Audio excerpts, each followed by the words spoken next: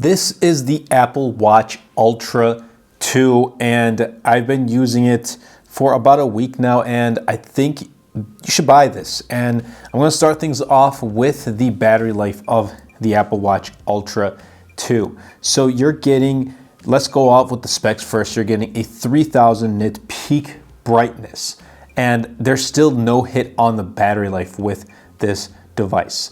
So like I said, I've been using it for past a week, and this device lasts me easily 3 days on a single charge. Now, I'm not a heavy user, especially when it comes to my smartwatches. And as you can see, like I took this out in the morning and 97%. I lost 3%, and I didn't really do much today because at the time of this recording, it's a Sunday. But throughout normal weekdays, when I do use it for my workout and when I'm checking a lot of notifications, it comes down to about 80% by the end of the day, which is for me very good. I don't like worrying about charging my smartwatch, especially if I'm on the go. So for me, like I'm using the action button for my workouts, replying to text messages and reading notifications, and it's great. The battery life honestly is great. And for me, when I do charge it, I'm typically charging it overnight.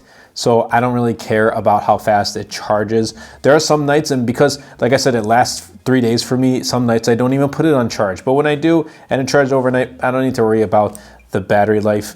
But if you're a heavy user, I think this is still going to last you easily 2 days.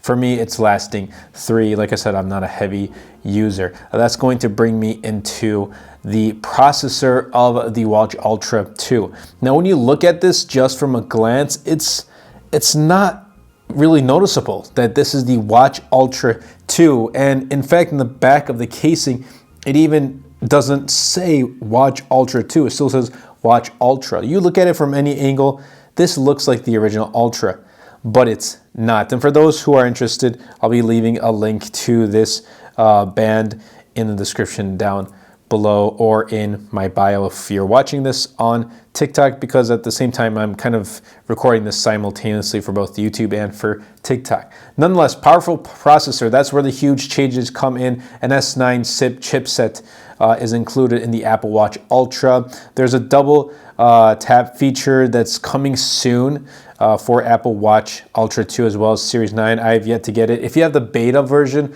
of Watch OS 10, then you can pretty much use that feature. I don't have it on my Watch Ultra 2, so I don't really have that feature yet.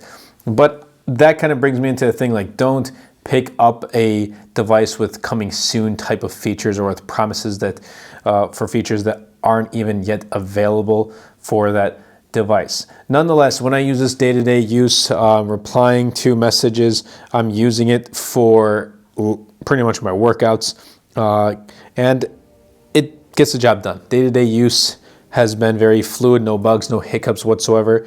And Wear OS, or I was gonna say Wear OS, Watch OS, because I'm so used to wearing an Android Wear OS device. But Watch OS is very fluid, and this is how a smartwatch should be.